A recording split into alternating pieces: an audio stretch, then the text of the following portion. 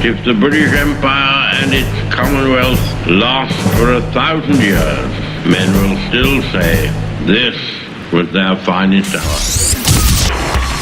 We stand for Queen, country, and video games. BRB UK. Worse teeth, better accents.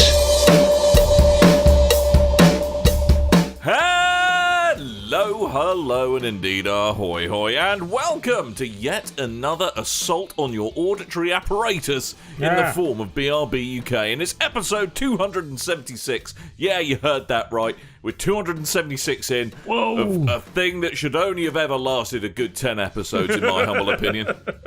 We're continuing to make the show that no one asked for, but we're going to do it anyway. We're like an old person that lies about their age as well, because we kind of had podcasts before that too. Yeah, so probably 300 or something like that. Probably well over that. Anyway, I'm Dan. That one you heard speaking was Tim. Say hello, Tim. Hello, Tim. And the man who has appropriate introductory etiquette is Coleman. Hello, sir. Hi! You alright? Yeah. Yeah? Days off. Again, Right. a little bit stir crazy. Good. Right, you know you can go, like, out the house. Oh, I did that. I did a 20k walk yesterday. What, a 20k walk? Yeah. Why the bloody hell did you do a 20-kilometre walk? Apparently, I hate my Yeah, kneecaps. he does this a lot. Did you just randomly just wake up and go, I'm just going to walk and I'm just going to keep on walking because I'm a crazy Yeah, pretty much. Usually I do 10k's, but yesterday I decided, hey, I'm going to try walk Southfields to Finchley. Right. Good. How long did it take you? About 3 hours. Well, that's not that bad, actually. Google said it would take 4.5. Hey, you showed those robot overlords who's boss, didn't you? In your face camera van. Yeah. Yeah. And did you feel better for it, or is it just giving you something to grumble about today? I felt great yesterday. Today my kneecaps hurt like hell. Middle age is a bit. Concrete is your enemy, not your friend. No, I have many other enemies apart from concrete. Gravity. It's the enemy of old men's knees, anyway. Kronos. Lord of Time. Yeah, HDL cholesterol. That's saturated fat. Mortgage brokers. Yeah, mortgage brokers, there.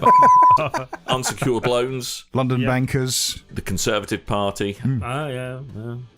Oh, political. Oh. I think your liberalism is showing, Dan. Yeah, it really bothers me that people are absolutely convinced I must vote Conservative because of my accent. It really bothers me. I just assumed, Dan. I mean, you know, it's not just that you seem like you would vote Tory. It's that you seem like a Tory. It's because you sound like Tory Boy from the old Harry Enfield That's TV it. show. Yeah, that'll be it. Yeah, right. Fine. Be like that.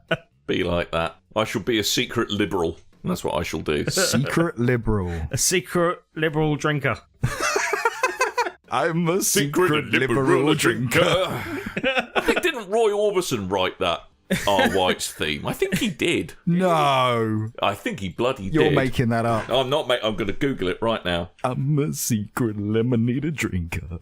Our whites.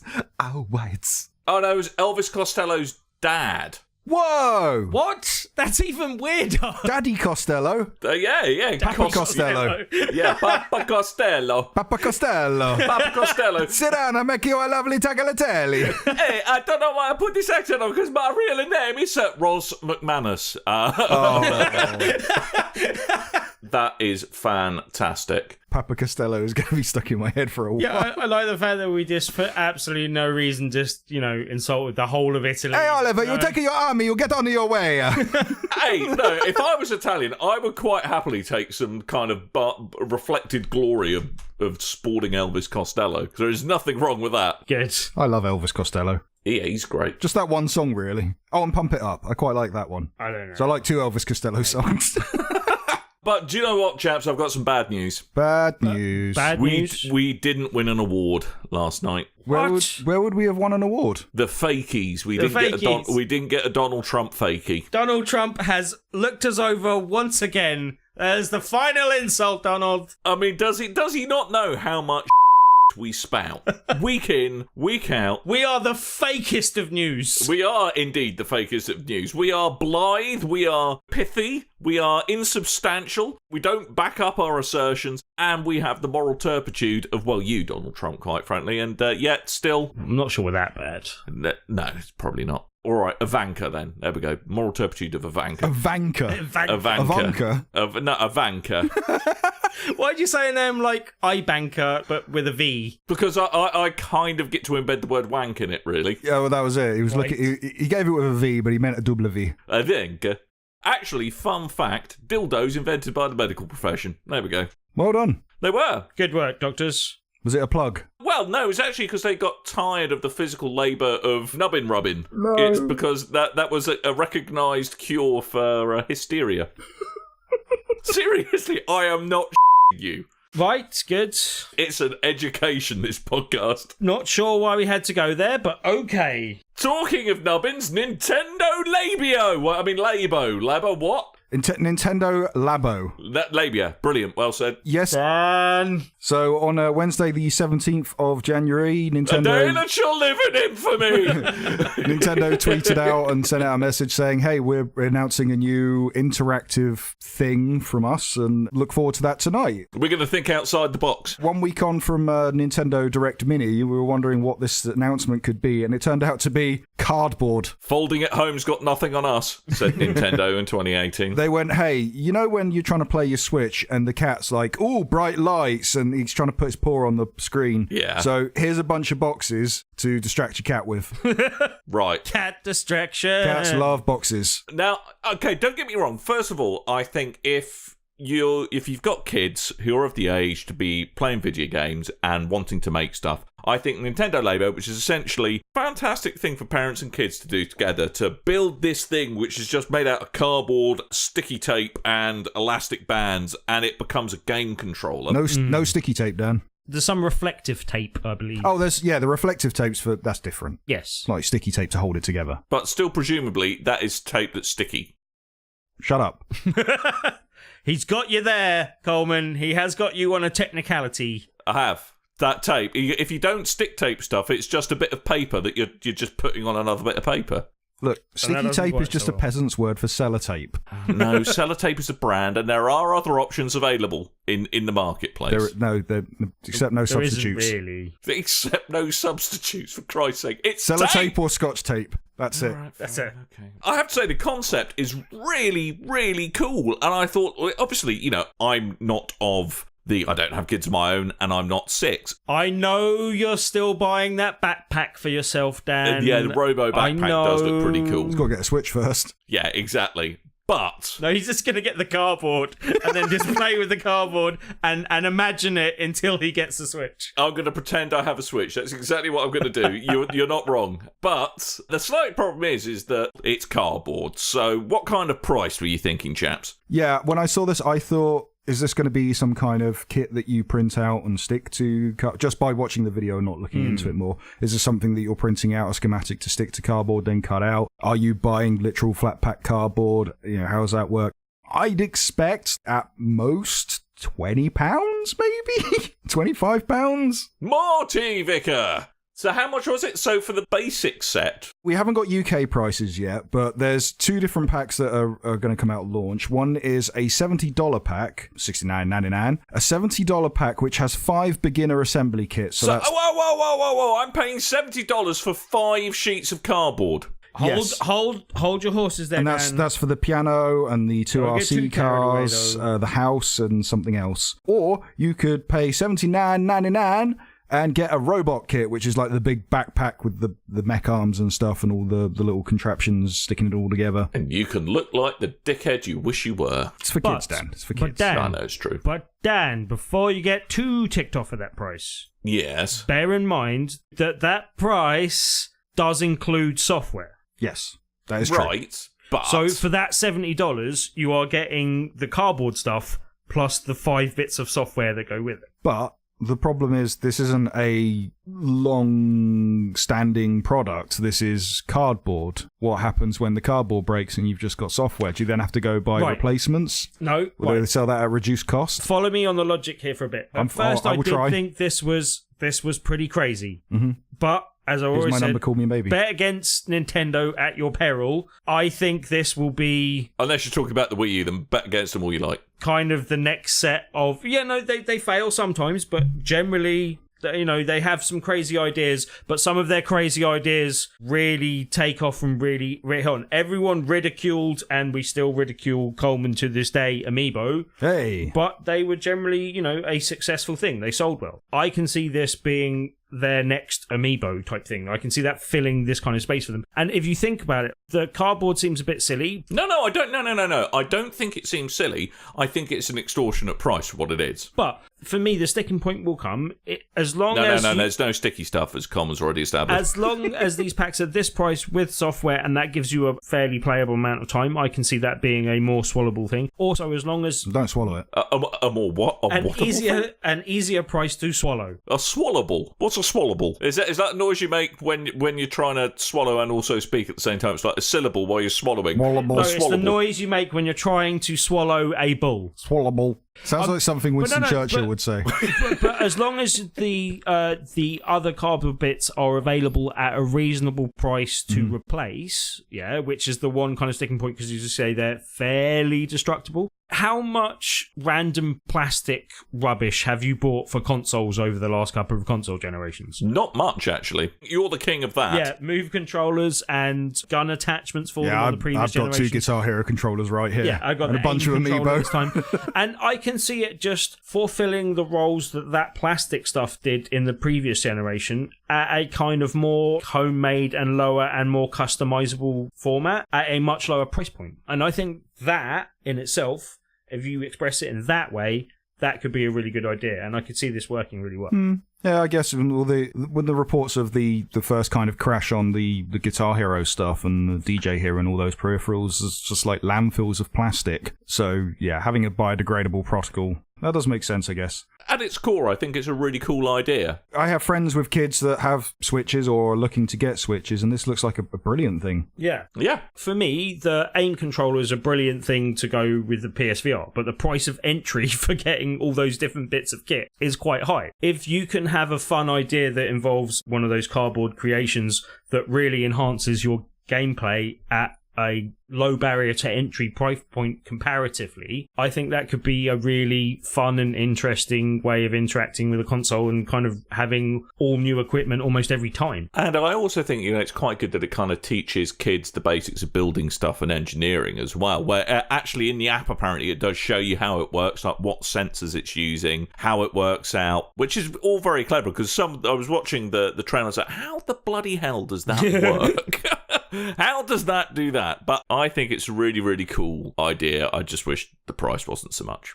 If they were really clever, they would do a kids pack of Switch where the box the Switch came in was the first one of the set. Yeah, and I imagine they might even, they might just have things packed in the future, or just there are other available things they can do. And like you say, that makes it a much easily more affordable thing that they can do. They can just pack in a different cardboard thing with each, console that they sell, and that's relatively easy to do. The box is the thing. The box is the thing. That's a good idea in itself. I think it's a great idea, Nintendo. That's 3 beers you owe me. Damn it, Nintendo. Anyway, these things are going to launch on the 20th of April in North America, Australia and New Zealand, and then for Europe, the 27th of April. I wonder if they're going to have any people return them because they're absolute idiots and can't follow instructions. No, the instructions do look pretty good. Like apps and stuff. Yeah, but release them on humans and then see what happens. Yeah, I suppose. But in slightly less savoury news, David Cage. I'm just going to preface this by saying a bit of me is not surprised at some of these allegations. Why did you say that? Okay, so basically, Quantic Dream's come under fire after 3 separate French outlets done a report of accusations of inappropriate behaviour, overworked staff, a schoolboy culture that encourages racism, sexism, homophobia, and David Cage allegedly runs it in a completely autocratic style where basically it's his toy, he can do what he wants with it, and everyone is there to do his bidding. Yeah, there's other things as well where reports... there's the images. You hear about the photoshopped images? No, well, what happened there? Reportedly, there's a kind of culture of making photoshopped images sexually explicit or Nazi paraphernalia and stuff on different co-workers, and there's about 600 photoshopped images on Quantic Dream servers that date back to 2013. It is not good, and is not a good look for them. I will say a couple of things in their possible defence. These are allegations. They are not factually confirmed, but they are allegations.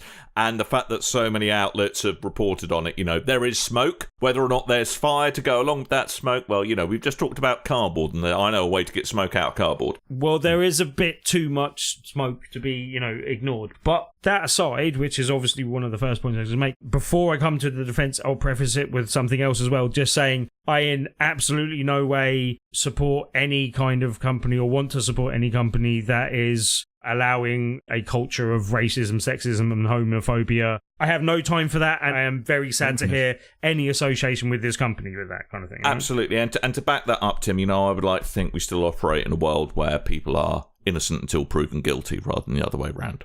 I know that I'm probably going to get called a hypocrite for saying, oh, no smoke without fire. But, genuinely speaking, these are just allegations. Having said all of those things, and with that more at the forefront of my mind than anything else, there's two things I'll kind of say in his defence, just one through personal observation and then the other through general observation of society. But the very first day I ever did any interviews, I interviewed David Cage. And other than him being someone that I looked up to him and was very much looking forward to Heavy Rain, which was the reason I was interviewing him at the time, he didn't come off to me in the way that I've seen him represented in other things. And I think that was possibly because, and I'd seen him in the interview that I had given beforehand, I'd seen him be very defensive and have to be very much on the defensive for arguing why he made the game that he made before people have even been playing it. Anyway, I sat down and said,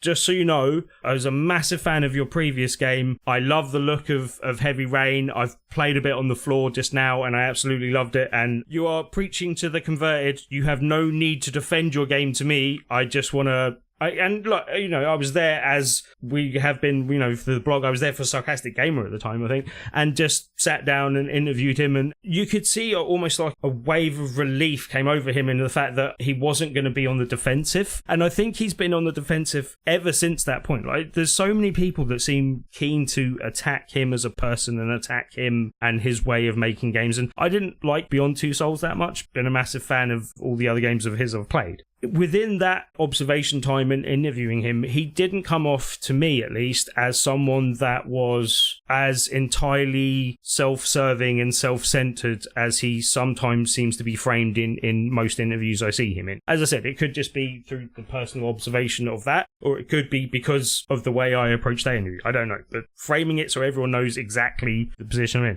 But also, in that interview, from memory at least, he wouldn't necessarily say everything was about him. And I don't know if that was, again, just in that particular circumstance or in general. But from memory of that interview and from interviews I've seen him give elsewhere, he always seemed to speak of his team and everything else behind him as something that he had a deep love and passion for and a deep belief that he wasn't anything without them. That is the way he came across. I'm not saying that excuses any of this behaviour if this does turn out to be true, but I'm just saying from my personal observations that seems to be the case. Bear in mind that'd be about 8 years ago. Yeah, 8 or 9 years ago, before they arguably had, I would say, kind of the real exposure to more mainstream media. As I said, just putting out there that was my personal observation and takeaway from that interview and having seen him since being interviewed in general. The other just general world observation is, in the video game industry, I don't know of a studio I've heard of that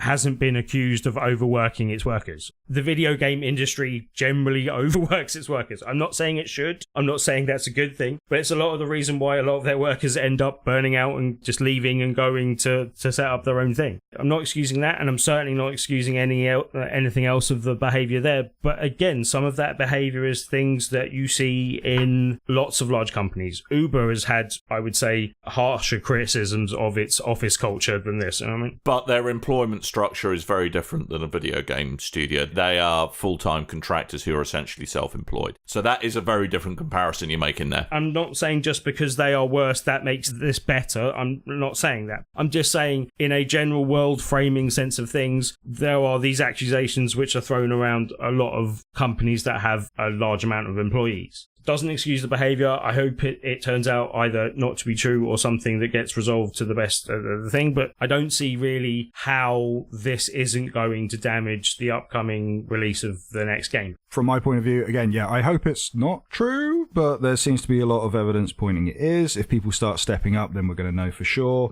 It's not just David Cage as well, it's the co-founder, is it Defon Demir? It's gutting, you know, because I've kept it no secret. I've got a big love for Quantic Dream. Add that with the accusations against Naughty Dog last year, and then the accusations against Konami the year before. It's not going well for my favourite studios growing up. If you employ enough people, you're going to get at least one who thinks that's acceptable behaviour. Where they are in the management structure is slightly more luck of the draw. But I think if there's evidence that they didn't control it and didn't shut that kind of behaviour down at the earliest point of knowing about it, then questions need to be asked. Unfortunately, some human beings are just horrible human beings, and there's nothing we can do about that. It's realising that they're contributing to a toxic atmosphere and doing something about it as soon as you can. That, I think, is the important thing. I hope it's not true as well. Although I have to say, putting that to one side for a second and a slight gear change, the other thing that shocked me about that story was that David Cage's real name is not David Cage. Cage David. His real name is David... David Dage. Grutola? Sorry, David what? David what? David de Grutola. David de Grutola. Yeah, I'd probably change my name to Cage as well.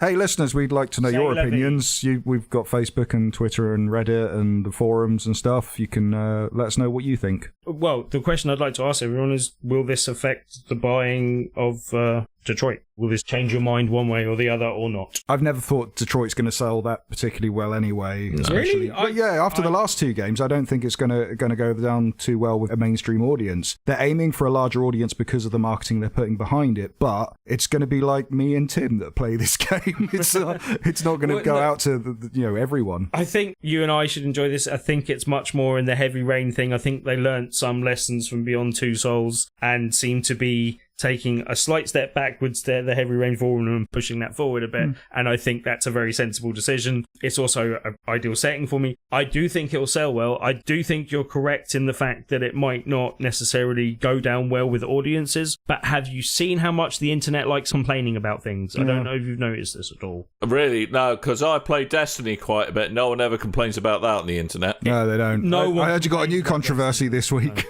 And no one bought that game, so...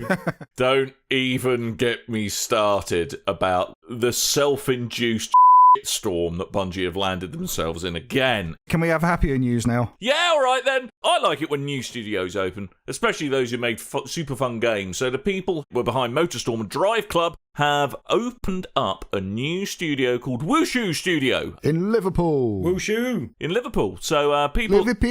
Liverpool, indeed. I'm not going to do that accent because people... No. Do I have to tell my story about Liverpool's the only place I got in a fight? No, that's okay. I think you've done that before on the show. Also, I was going to say that I like this news for the other reason that for pretty much the whole of my gaming life, there has been a video gaming studio I've known of in Liverpool, and that's not the case at Liverpool. So yeah, it's good to see. Surprise, surprise. No. So apparently they're developing a brand new IP, quote, with a tantalising and unexpected take on the science fiction genre. So they're breaking away a bit from their drive things around in a circle shtick. They're going to be prototyping with an engine. Tell them what engine it is, Graham. You just rescued that from a bad Mancunian accent, I'm not going to lie. Unreal Engine 4, by the way. That's what they're working with. Good.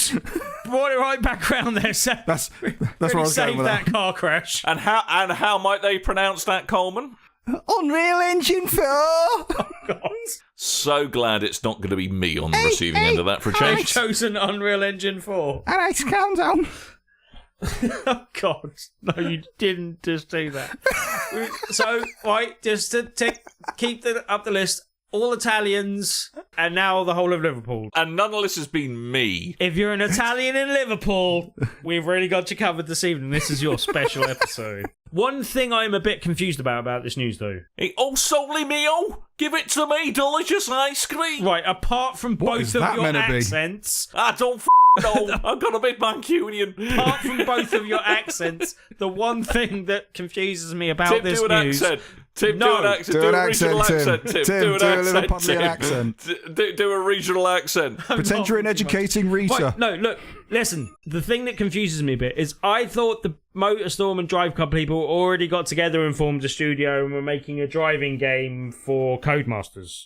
Is this the other half of that hookup then? do you Yes. think? I believe it is, yes. Good. Surprise, surprise. It's gonna be a Laura fun.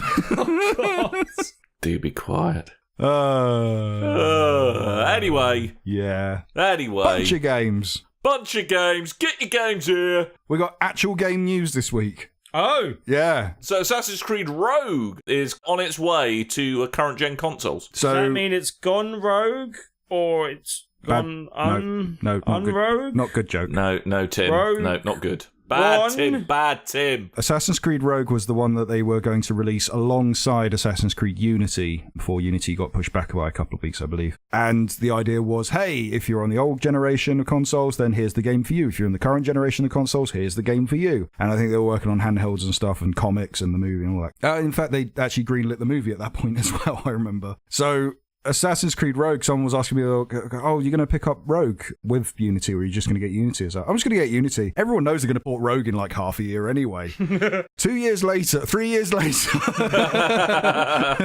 Assassin's Creed Rogue is finally coming out. So it's a remastered edition coming to PS4 and Xbox One on the 20th of March. You get all the game's add-on content plus 2 bonus missions, the Armour of Sir Gunquest, and the Siege of Fort de Sable. Is that a good thing? I don't know. I've no De idea. Sable. De Sable. Well, there's no accent on the E, so. Bleh. The game will also feature the Master Templar and Explorer packs, which contain customization items, weapons, and special outfits, like Balek's Legacy outfit from Assassin's... Bayek. Bayek. Yeah, bye. Bayek's Legacy outfit from Assassin's Creed Origins. Hey, Bayeki Thump. Hey, that Sphinx. Come down, you'll crack the nose. Sorry, Liverpool. Sorry, people with in-ear headphones. That's gotta hurt. And I stand corrected as well, Coleman, because I thought Assassin's Creed Rogue One was the one before they blew up the Death Star and they saw all the bits. No, it's still not a good joke. Stop Okay. it, You still Tim. Stop continued it. Stop.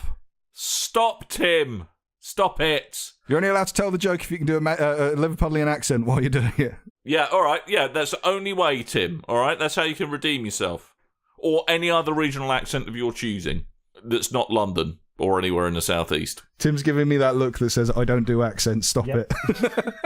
Yeah, you do accents. You don't know until you try, Tim. I'm also slightly distracted by the fact that Coleman switched to a stool this week and now looks like he's about to record the first track of his solo album. I've just got one hand on my earphone. Hey, have you got the old stand up from the store routine down for the key change, Coleman? That's all I need to know. Westlife. Anyway, it's not just... Yes, because they are that street, Westlife. Westlife. It's not just old stuff coming to the fore again. They have managed to resuscitate Theme Hospital, kind of ish. Its spiritual successor is on the way. It's by the chaps Mark Webley and Gary Carr, the developers behind Theme Hospital back in the late 90s. Yeah, so they worked for both Bullfrog and Lion's Head. Bullhead. Yes, before Bullfrog got picked up by EA and Lion's Head got picked up by Microsoft and then shut down. So way back when they made Theme Hospital, and now they're making 2 Point Hospital from their new studio, 2 Point Studios. Which is a much more confusing name. I really hope it doesn't get 2 out of 5 in reviews. I really asking hope for that's it, not though, the isn't case. it? 2.5. So this is going to be published by Sega Europe, and it's going to launch on PC and Steam with a release date of late 2018. Either of you two enjoyed Theme Hospital way back when? Oh, way back in the day. Was this what inspired you to become a doctor, Dan? No. Do you want to know what? So do you honestly want to know what first kindled my interest in medicine? Were you trying to fix like inflated head disease and other things from Theme Hospital? No. What first made me interested in the workings of the inner body was the movie InnerSpace. Whoa! Brilliant. I watched that just before Christmas and laughed all the way through at how bad it is, but hey. It's a great movie. I love that movie. It's so 80s. It's so 80s, but so awesome. I never got into the theme games, but my little brother did, so I'm actually looking forward to telling him that there's a new Theme Hospital game, sort of. This was the one, like, I remember playing Theme Park and other kind of, sim games back in the day, but I'd never played the hospital one. It never appealed to me. The Doctor is cheating? What was that? Is it the Doctor or is it? I can't. There was a cheat. If you typed it in, it would say, I think it was the director. And you type in a cheat to get extra money or something, and there would be this woman's voice just going, "The director is cheating." It was really annoying, and it would play it over the tannoy every now and then to let you know you were cheating. I'm sure those pretend people judged you, Coleman. Oh, so if you cheated in Theme Park and try to get extra money, then all the audience would start going, just over and over again. Oh, God. It drove my nan insane. At least you now know how Jeremy Hunt's trying to restore the NHS. He's there with a copy of Theme Hospital, typing in that cheat. Jeremy Hunt is cheating. Jeremy Hunt is anyway. Unfortunately, he's typing the opposite of that cheat. Dan's going to make a joke about the rhyming of his name. All right, you know what I'm going to say. He's going to make that same joke again. I know, but he is one though, isn't he? He is. He is. He's an incredible Hunt. But on the subject of former Bullfroggy things and former Lion's Head things, Fable. Yeah. Yeah. That's apparently coming back. The thing that... Because Fable Heroes was the thing that died while it was still in beta. Alpha, actually. Alpha. Wow, didn't even get to beta, did it? No, I don't think it did. Didn't even make it that far. Yeah, that game was rough. It was close, though. No? It needed a lot of work doing on it. Certainly the builds I played. It was meant to be... I think it went past its release date, which was meant to be the October before it got cancelled, because it got cancelled earlier in the year. Last year, actually. Didn't we do a review for that? No, because it was in sorry, an interview for that is what I meant to say. No, I don't think we did. No, we did the Fable Connect game, which was awful. Oh, yeah. Fable Legends, was that? No, that was the arcade game. Right. Connect's not even Coljet Coleman. Have some respect. I think it was Fable The Journey. That's it. Yeah. That was the That was a bad game. So apparently Microsoft are pumping more money into Fable and doing something with it. There was actually 2 reports, but this one's managed to get more sources backing it up than the other one. So the 2 were that there's going to be a new Perfect Dark game from the Coalition, but there needs to be more sources cited for that first. And another a studio working with the Coalition on that one. If you don't know Coalition, they make Gears of War. The other one was that a new Fable game is in the works from Playground. If you don't know Playground, make Forza Horizon series of games. And they've started hiring staff. They're after 200 people to work on the game. And they've already brought in talent from DICE, Rockstar North, and Ninja Theory, as well as a project lead from Horizon Zero Dawn as well, I heard. Yeah, and there seems to be some kind of phraseology that hinted that this was not a driving game as well. Really? Because when I think Fable, I think, do you know what that franchise needs? Driving game. Well, no. As in, that's why the Fable name has been attached to this rumour, but the game that they've been hiring for, they have stated it is not a driving game that they're making. I mean, considering they've made driving games. They've put a motorbike in Legend of Zelda, so why not? There's also that. I'd have a car in Fable. Fable car. Drive around in a Bugatti or something. That'd be awesome. A Bugatti? Is that what you just said? A Bugatti? What would you say? Bugatti. Yeah. A Bugatti. A Bugatti. Bugatti. Chicken chaser? What's one of those? Oh, chicken chaser! Seriously, that line, whenever it was like nails down a blackboard to me. It was like, oh, God. This is what Americans think we're like. Americans love... Well, no, because it was done by you. No, I know, but I kind of got the feeling it was pandering to the American view of Brits. Anyway, yeah, new Fable game. I'll be happy with that. New Fable game, especially if it's an actual RPG and not what they tried to do with the free-to-play system and the weird smart glass thing that they were going to do and then didn't do. And smart glass, more like smart ass. Just make it good. Fable's good. What I did there? Yeah, I thought smart that was good. Glass? What's one of those then? Oh, chicken chaser. What you got there? Chicken chaser? Do you chase chickens? Oh, we've got a bit West Country now, have you? All right, They were. They all were. Or no, they weren't. There was Cockneys. There were definitely young Cockneys in there. No. Oh, no, that's when you go into the towns and stuff. When you're more into the country, villagey areas. Oh, yeah, then you get the Chicken chaser? What's one of those then? Hello, chicken chaser. I'm glad we're sorting this out. How's your father, chicken chaser? All right. Hey, guys, do you want a new Lego game? Yeah. Do you want 2 new Lego games? Well, all right, I suppose. Would you like a Lego game based off the Pixar property of The Incredibles?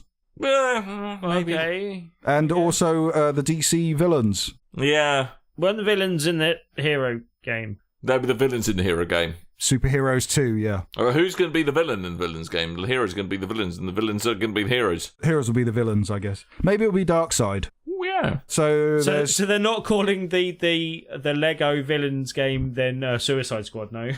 No, I don't think Lego so. Suicide Squad. No, probably not a good not a good quite branding exercise for a kid's toy. With the kids branding, no. Anyway, comicbook.com, they've reported that TT Games are working on 2 new Lego titles. One is in the Lego Incredibles 2, which will tie directly into the upcoming sequel and will release at the same time as the movie on the 15th of June. The other game is a Lego DC Villains game that will focus on the likes of Joker, Lex Luthor, and Harley Quinn. They're more Lego games. I've lost all interest in Lego games. Lastly, to the happiness of both Dan and Tim, Detective Pikachu is coming to the Nintendo 3DS. Yeah, Pikachu! Yeah, I in really Western want this to be a regions. gritty, horrible, like, noir. It is. Yeah? Yeah. Nice. I'll show you the trailer later. So yeah, Detective Pikachu's finally been confirmed for a Western release on the 23rd of March. Alongside the game, there will be a special Detective Pikachu amiibo that's also been announced, which is larger than the normal amiibo for some reason. I don't know why they've made it so big. It looks stupid. Also on the 26th of January, Nintendo will release a Pikachu-themed Nintendo 2DS XL system Cha-ching! for £139.99. Cha-ching! And unlike the Pikachu 3DS XL they released before, they haven't got that weird camera placement where it looks like Pikachu has nipples. I'm sure Pikachu must have nipples. How else do you milk him? Yeah. Well, there is one other option.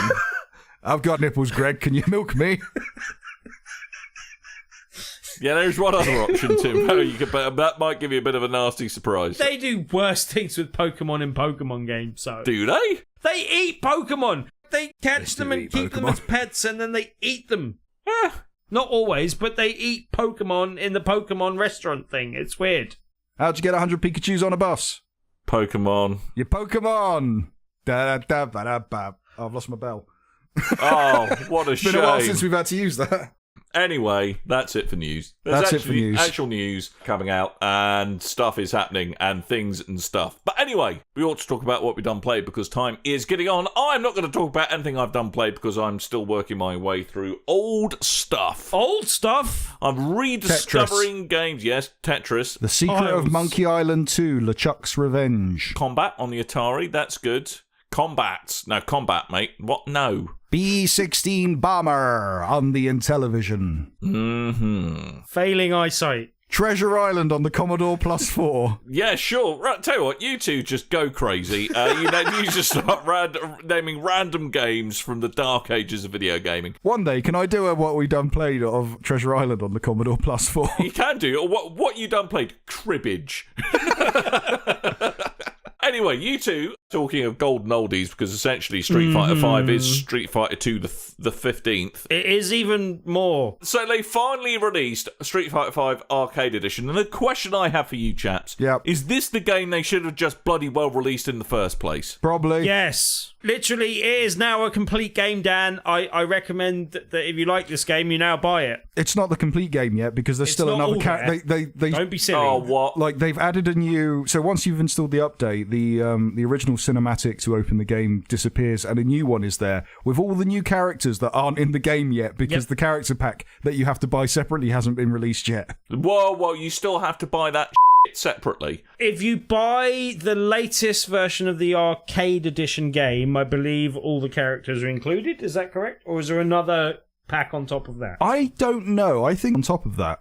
I'm not 100% though, but you get all the current costumes and characters and stuff. I thought for £40, which I think it is the price, or it might be $40 and it might be more, I don't know, but I think for about 40 quid you get the Arcade Edition, and I was under the impression you get all the characters, you just don't get all the stages. But I think someone told me this week that isn't the case, and that you don't. I don't know, but I think if you buy the disc-based version of this, brand new with the Arcade Edition, I think you get all the characters. I think that's the case. I just think it's insane that you have to buy Blanca. Yes. He should be included in the game. He's not there yet, to be fair. No, he's not even there yet.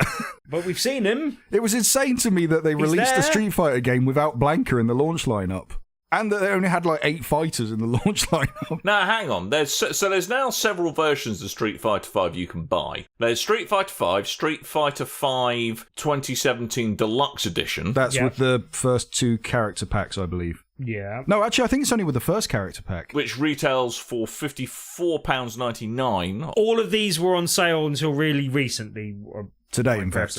But yeah. Yes. Not worth buying at that price. I imagine they've all gone off sale so that the arcade edition is a much more attractive package, but I have heard that they have lowered the price of some of the character packs, so it's more in line with the price of the arcade edition as well. Yeah, so basically be super duper careful which version you're buying so you don't get diddled. So just make sure if you're buying it for the first time, buy the arcade edition. If you've already bought the game, then you've got the arcade update for free, which is worth going in and having an explore with the actual arcade mode we'll talk about in a sec, but that's a worthy addition. And there's a few other additions to the game in general which are worth messing about with. But if you've bought the game before, you have the arcade mode and all the additions, but you don't have any additional characters unless you've purchased them. How do Capcom always make this stuff so bloody confusing? I want to actually add up how much it would have cost someone if they buy it day one. Okay, so day one, the game was £55-60. Yeah. Then the first character pack was £25.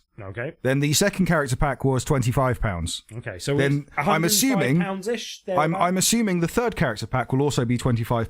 Yeah. Now, if you want the costumes, the Ultra costume pack is £25, and the Holiday Treats pack, or whatever it's called, is £15. So add that all together, and if you bought all of the Street Fighter V content, you would get £170. Oh, 170. Oh, Yowza. If you've been a dedicated day one fan of Street Fighter V. Thank you for your money and your fan support. 170 quid, please. Owzers. Yep. You now get that for £40.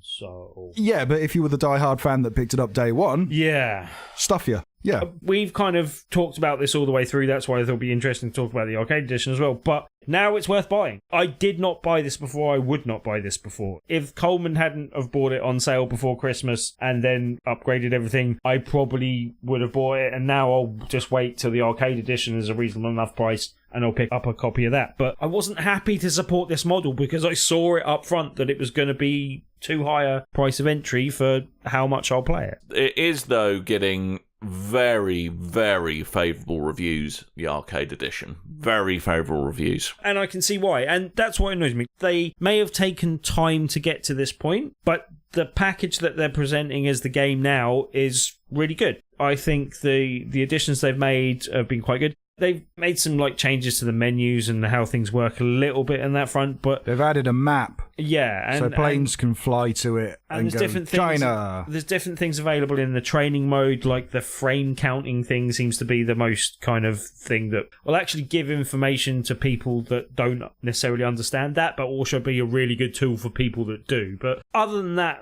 there's a team battle mode that's now been added that I think you can play online, but Coleman and I just played locally. But that's 5-on-5 battles, and there's various different ways of doing that, like elimination or just formats you can put things in, and then you can set all the settings of how many rounds it is and all that type of stuff as well. I have a question. Yep. Are you still indestructible? No, because that'd be a really boring beat 'em up. That's the theme from Street Fighter 4, not Street Fighter 5. Now it's all about Vs. Vs are everywhere, and they've added more Vs because now you've got a second V trigger as well. This might just be a sign of my impending old Giffordness. But when did Street Fighter come so bloody complicated? About Alpha 3, I think. Oh my god. So hang on, so you've got a super meter. Yep. A V trigger. Yep. Which can also be used to power a V reversal. Right, what? You've got a V skill. Oh god. And yeah, your supers can be moved can be used just to your super meter, chunks of that can be used to just enhance your normal special moves as well. Why is it gotta be so difficult? See, the phrase normal special moves shouldn't exist. I remember last week when I said that I'm really getting into fighting games now. Yeah. I much prefer Injustice and Tekken. Street Fighter 5 is really hard. It when I can just press the buttons and stuff. Well, there's still some skill to it. It's just not so insane. I think the big thing for you there is that Street Fighter is the one that I've been practicing how to play Ken for for 30 years, basically. Well, not quite. Maybe, when was Street Fighter 2? 91, so yeah. Yeah. Yeah, you're at a disadvantage there that you don't have in other games when playing me or comparing yourself against that, basically. Talk about the actual arcade mode. That is really good in itself. That is really, really well done and a really nice addition, and even further than I thought it would be. I thought we'd just get a straight playthrough arcade, beat a certain number of people, get to the boss, end of game kind of thing. And they've done it so much better than that. You've basically got the structure from Street Fighter 1, 2, 3, 4, and 5 replicated in its own little arcade mode. So Street Fighter 1 just has, and we had to check that this was the case, but it just had Ryu, Ken, was it Birdie, and they'd also Balrog, Sagat. That was what, because some of the DLC characters aren't out yet, so some of these rosters aren't completely full yet. So Sagat's DLC as well. What? Yeah. Well, he's not available. He's not being available in the game. I didn't even know he was coming, to be fair, but hey. But yeah, like, the structure is really cool. Like, they've got the Street Fighter 1, and they've got, like, Street Fighter 1 characters, and Abigail's the other character they've added, because he was in a scrolling beat-em-up, I guess. He was in Final Fight. Yeah, exactly. And Final Fight was meant to be Street Fighter 3 originally. Yeah, okay, so it kind of makes sense. Street Fighter 2 setup, you've got like all the original characters like Chun-Li and Ken and Ryu. Oh, and there's loads of really nice little touches, like in the first one where you're playing, Ryu's got like red hair like he did in the original game. You've got like a young version of Ken. Yeah, but he's got a black banner, but he had a white banner in the original game. Well, anyway. Yeah. But yeah, but as I said, there's just lots of nice little touches where they've made little nods to the game that they're referencing. And then, yeah, playing Street Fighter 2 is obviously the one that a lot of people will really get a bit of nostalgia from and stuff like that. That's where, you know, they're using the backgrounds that they've got in the game. That they'll use the like appropriate backgrounds that are like remakes of the original backgrounds. It's really nicely presented, really well done. The added thing that I haven't seen in a Street Fighter game before, but you get to choose a different opponent, and they might be different levels, as in like how hard they are to fight. And the higher level one will give a higher reward if you beat them as well. Really interestingly structured, really well done, a really good addition to the game. A number of other improvements and additions across different modes to the game in general. And now it is a complete game. As I said, I can recommend that people go out and buy this game if you have a when character passing interest in Street Fighter, not necessarily a deep love that would require you spending £170 plus the price of a pad or joystick if you want to add that to it as well. But anyway, it's not a complete game till Blanca's out. It's still not out. Or Sagat. Where's Sagat? There's loads of other interesting new characters and good stuff. And I think Sakura is free for the first week, so hopefully by the time you hear this, that will still be the case. She's female Ryu. She's available to play. Yeah, see, I remember her from Rival Schools days as well, basically. She's from Alpha, right? Crossed over into that. She is originally from Alpha, yeah. Gotcha. I believe so. I played Street Fighter 2, and then I think I rented Alpha 2. See, I played... And when this has changed. I played Street Fighter 2 to death and played loads of Super Street Fighter 2 on arcades and kind of played a lot of that as well. But then I skipped 3 entirely. That's a game I really... It's the one in the series that I really know very little about. I've played it, but just not enough to know much about it, basically. I think it's a bit of a blind spot for a lot of people, Street Fighter 3, in all fairness. But a lot of people talk about it with a lot of reverence, and I really want to pick up a copy of it at some point somehow and play through it a bit. Have they dialed back some of the really cheap boss fights from 4? Because, goddamn, that final boss fight against Seth in Street Fighter 4, dear God, that annoyed the crap out of me, that. Yeah, I would say, first of all, you've got the like main story mode where you play through as different characters, and it's not done as well as like it is in Injustice and stuff like that, but for Street Fighter, it's done better than it has been done before, and is interesting and playable and well done. There's some final fights in that are more tricky, but nowhere near as frustratingly annoying as that in. I don't know if that's going to be more the case as you get to more of the bosses in some of the later arcade mode stuff. I haven't seen all of that yet, so I don't know. I imagine it might be annoying, especially as this is a Street Fighter 4 thing. I don't know if they've got a substitute for the boss yet. But generally speaking, there is... Especially with the arcade mode now, there is a lot of the game that is more playable and accessible to players like yourself that just want to play through and enjoy a bit of Street Fighter type thing. And bonus rounds too. Is he calling us filthy casuals, Colin? but no, I'm just saying gamers that want to just play through the game and enjoy it and not necessarily have to go to frame counting lengths and spending the next 3 years of your life becoming a hermit and playing nothing but this game to be able to play online with people and stuff. I'm a filthy casual and I find it too hard. Oh. I'll have to play it on easy and let you know if that's an approachable game for an outsider to come. No, seriously, I'll have to let you know if that's an approachable game for someone to come pick it up from, because I don't think it is. The way the amount I've played so far, yeah, I have fun playing it in versus, but when I play the computer, it's like, apart from those pointless little story missions, the little here's a still frame, here's 2 matches, and you're done. They are just too short to be useful, those things. Yeah, apparently you don't accrue fight money for those anymore. Now they've done the update as well. Really? Yeah. Oh, that's a shame, because that was how you got fight money before. Yeah, that's how I got fight money before, because everything else was too bloody hard.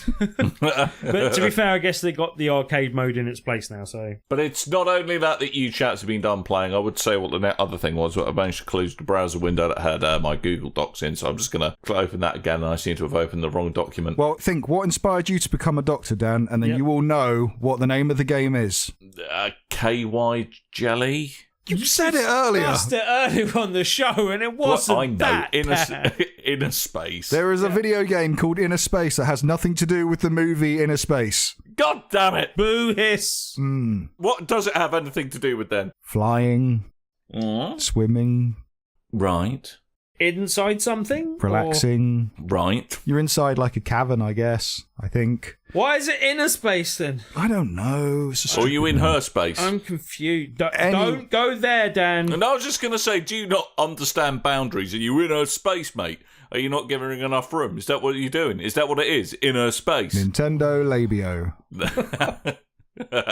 InnerSpace has come to the Switch. InnerSpace originally came out on the PC and then to PS4 and Xbox One, and then came to the Switch. For some reason it had its own embargo for that platform. Don't know why. Anyway, if you're a long-term listener and you've heard Kev on the show, this is what Kev would refer to as an artsy-fartsy game.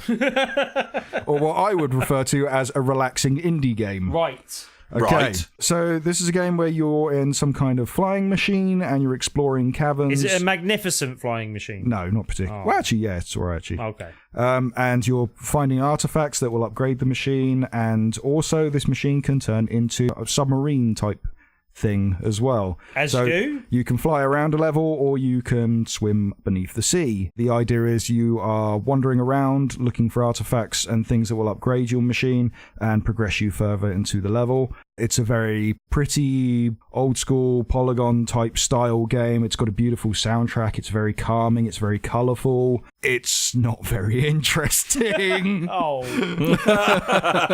Because of gameplay-wise, or...? So, hang on. So basically what you're describing is this the screensaver that the Switch was just asking for? No, not really. There's stuff to do, but it's not particularly challenging. It's not particularly taxing. It's quite time-consuming, but it's not very engaging. I will state out that I love a lot of these types of games. Like, I'm a big fan of Journey. I really like the Blow and the swimming game and all that kind of stuff. And there's a lot of these games that a lot of people go, oh, there's nothing to do in these games, or they only last like 4 hours, 6 hours or something. And I'm just like, yeah, it's really relaxing and I love it. This one, I found it hard to stay awake playing it. It was too relaxing, is what you're saying. Yeah, and I struggled to start this game, to be honest. I began and it has a tutorial, and the tutorial, it's text popping up on the screen, and it's running very slowly, and you've got to read these lengthy descriptions, and I just could. It took me a while to get into it. Then when I finally did get into it, it didn't last very long with me, and then I struggled to go back to it, and I would struggle to keep my eyes open actually playing the game. It's gone from the indie relaxing game to it's too relaxing. Yeah, if it's putting you into a coma, it's possibly a bit too relaxing. Yeah, but when comparing this to other games of its sort, I much preferred Abzu to this game. That's the swimming underwater type game that not a lot of people liked, but I really did. To be fair, you say not a lot of people liked it. I thought Kev disliked it. I thought it was generally... I think a lot of people picked it up and then instantly got refunds again. Oh, okay. Because it was very one note of what you were doing, but I enjoyed that one note. Whereas this one, it has more to do in it, but it's not very fun. If it was a note, Coleman, what note would it be? B flat. Ooh, nice. Slightly bluesy. Any saving graces for InnerSpace? Or I mean, just the name reminds you of a good film? It reminds you of a good film. No, it's very colourful. It's a very pretty game. It gets the further you get into the game, the more colourful and the more prettier and breathtaking moments get. The general story that runs through the game, I don't think is particularly interesting. There are some good puzzles in the game, and you can do some interesting things with your machine when you've got it in kind of flight mode. There'll be like cliffs that have these weird rope structures. Yes, Cliff Richard, thank you, Tim. Concave sections to cliff faces that will have these ropes in between them, and you fly and kind of snap the ropes with the sharpness of your wing. I'm just imagining you flying between giant faces of Cliff Richard now. That's exactly what it is, Tim. It's like a really crap version of Mount Rushmore. Mount Cliffmore is what they call it. To borrow a phrase that I read in an interview somewhere, it's like a hollow version of No Man's Sky. Whoa. Which iteration of No Man's Sky? Release. That's an important distinction. And I enjoyed the release version. Whoa!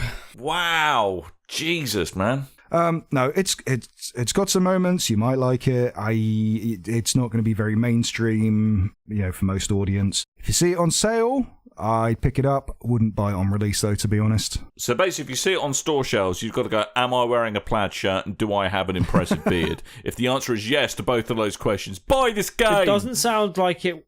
Was it in space? It didn't sound like from your description that it was. I don't think it is in space. It feels like you're in a cave. So it's not in space. Which is a space. You can have a space inside a cave. It's an inner space. You're inside the space of the cave. But it's not space. Space. Some people say that the bat is the chicken of the cave. Anyway, chaps. Yes? I think that's probably it for this show, isn't it? Yeah, fair enough. All right. Tim? Tuesday is Tuesday. How can I want to put rockets on my tabletop? How do I go about doing this? What we want to do with this week's Tabletop Tuesday is build rockets that are going to the moon, Dan. Fly me to the moon. Let me play among the stars. I'm glad you both went with that. It was the thing I tweeted out when I retweeted the Rocket Race event details on Twitter earlier today. Anyway, but yeah, for anyone that doesn't... I have a question. Oh, yep. Can you play as Donald Trump and or Kim Jong-un? No, fortunately, on both counts. I have a question. Good. Is there an expansion called Red Rocket Race? Because that would be a very different game. Red Rocket. Damn it, Coleman. I have a question. Oh, I have God. a question. Do they have a travel version? It's called the Pocket Rocket Race.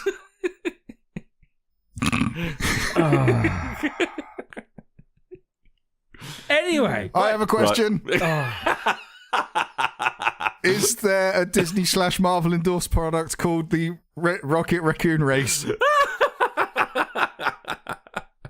Also no, but that would be quite cool because then Rocket could be building a rocket to the moon, which would be... Oh, I just finished Guardian of the Galaxy Telltale, by the way. Good. Ooh, how was that? It didn't break this time. Oh. Excellent. No, I don't believe you. It's very emotional, though. But anyone that doesn't know, each and every Tuesday we do an event called Tabletop Tuesday, and each Tabletop Tuesday we have a different feature game, and if you play that feature game that evening, you have a chance of winning a copy of the game at the end of the evening. And as we have alluded to, this week's feature game is a game called Rocket Race, which is sees you in a kind of steampunk universe building a rocket to the moon. I think steampunk and rocket to the moon is possibly a recipe for disaster, but that may be the point. But yeah, it's a good fun little card game. It's definitely worth coming along and playing. I think it does 2 to 6 people in not very long. I think it's about 20 minutes or so. A fun fact, you mention the word steam and rockets. Due to the fact that space is a vacuum, all water will instantly boil on contact with the faceless void that is space. Faceless void that is you. In other words, providing said punks with an unlimited amount of steam. Thank you. Fly me to the moon. For anyone that wants to come along, so you can join us in loading. They've got all the steam they want. They don't need no internal combustion engine. They don't need any of that. Join us in the loading bar in Dalston. There are more details on the top left-hand corner of BigRedBarel.com, or you can join our Tabletop Tuesday meetup group, which has over 1,500 members. Come join That's that. A lot. Yes, it's a lot. I hope everyone doesn't turn up in 1 week. But yeah, we've had there's 70 people there, or more than 70 people there this week. So yeah, it was a good, nice turnout for Azul, which went down very well. And Rocket Race is a good, fun game, so I think it should go down very well in the bar too. So join us on the 23rd of January, this coming Tuesday, and you could win a game just by playing it on the evening. Loading bar, scenario, Dalston, London, 23rd of January, Red Rocket Raccoon Race. I'll stick your red raccoon up your... Please don't. That'd be bestiality. That's illegal. Is it bestiality if someone else does it to you? Well, it's still not very nice. The raccoon's not going to love it, let's face it. I mean, it would. Put it this way. If Richard Gere got someone else to put the gerbil up his arse... Well, I guess bestiality is by its very nature, and nature being a slight pun, but by its very nature... What? Because they're animals. They're animals. Oh. By its very nature is inherently... yeah. It's the way he tells them. I tell you, Tom, it's the way he tells them.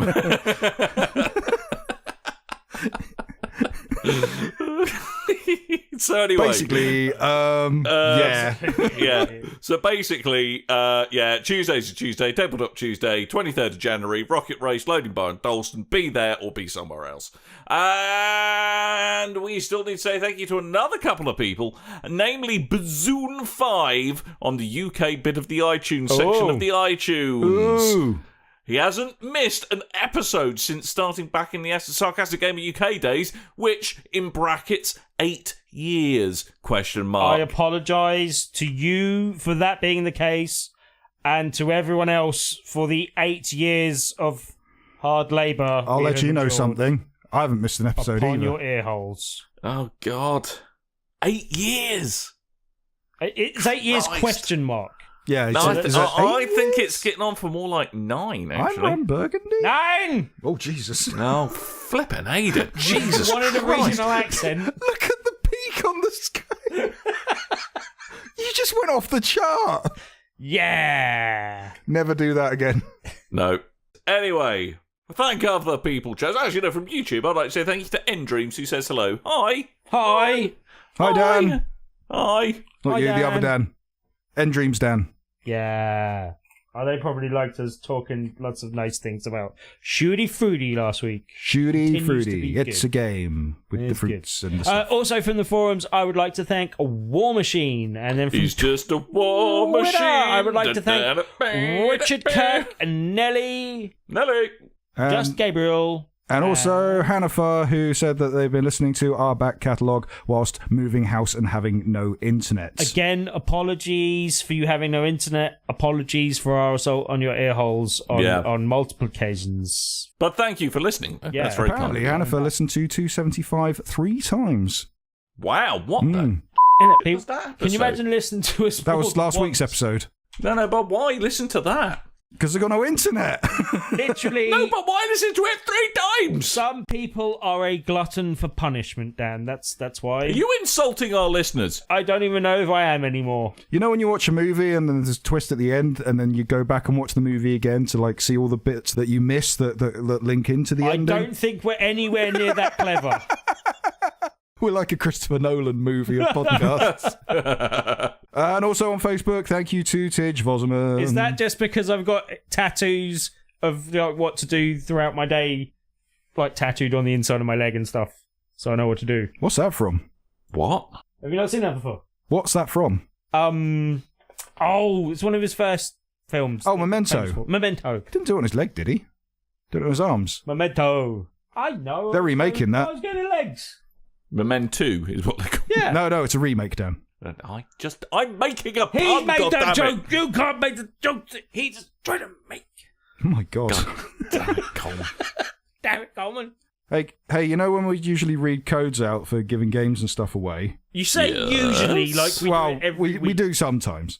I just want to point out we have 3 different codes for the Forza 7 Gears of War 4 racing suit and 1 code for Forza 7's Halo racing suit to give away on Xbox One. Right, should we do a Gears of 4 one then? I Don't read 'em I out. thought instead, rather than reading out the code, how about, if you want to download code for one of these pieces of DLC, contact us on Twitter or Facebook or the forums. Do it on the forums, because then it's easier to keep track of who does it first. Do it on the forums, and then I will send you a code rather than we do the first come, first serve. Yes. Well, I mean, it'll still be first come, first serve, but that way we know the code's being taken and we don't have to read out these monstrously long Xbox codes on the show. Yep, very true. Xbox codes last forever.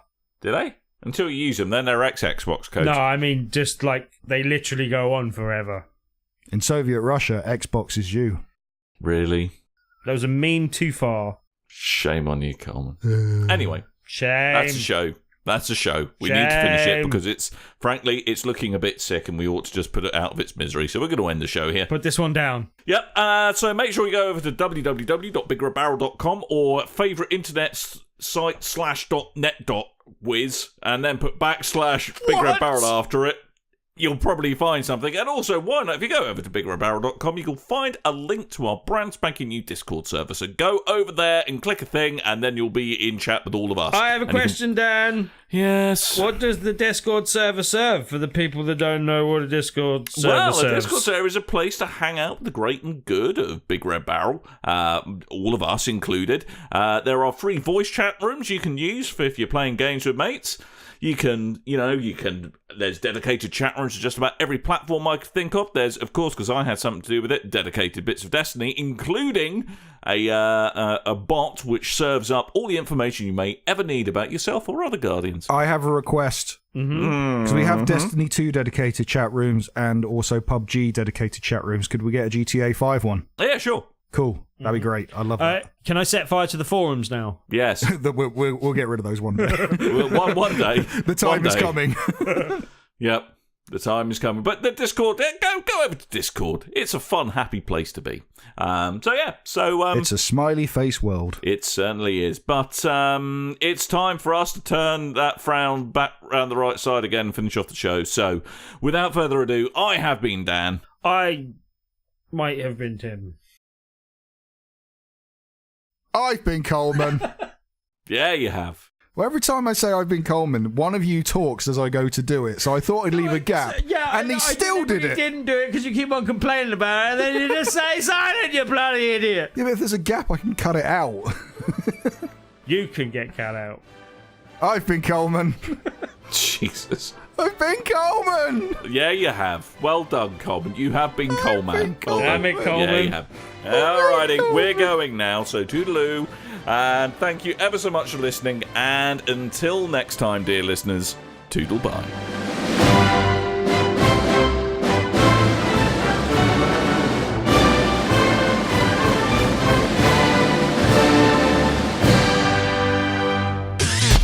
You and your ears are quite welcome. For the podcasting goodness that you just heard. Why not roll on over To BigRedBarel.com. for more podcasts? News, reviews, and videos from the biggest, reddest site on the internet. BigRedBarel.com.